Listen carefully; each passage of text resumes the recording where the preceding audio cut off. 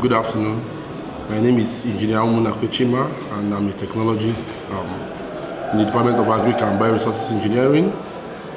And our role here is to conduct practicals for students, to give them an on-hands training aside the ones they get from lectures, because it's very important for you to have a hands-on training so that whatever you're being taught in class gets clearer.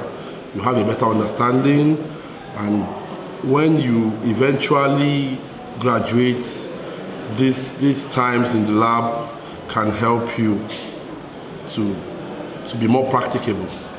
Yes, so in this soil and water lab, we have a lot of areas, a lot of experiments we run for students. We have the sieve analysis experiment, we have bulk density, soil moisture content, and basically this is soil and water lab. So everything we are doing here it has to reference the soil, you understand?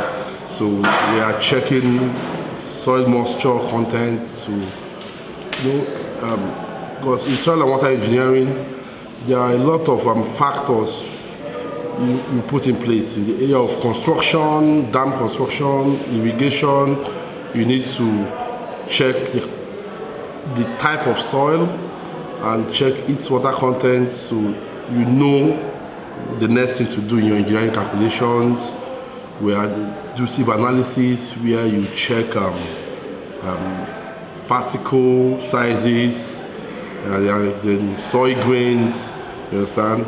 These practicals, the results of these practicals are actually used. The results of this practical are actually used in engineering designs. You understand? So I think, in a nutshell, that's what we do in this lab. So I think, thank you very much.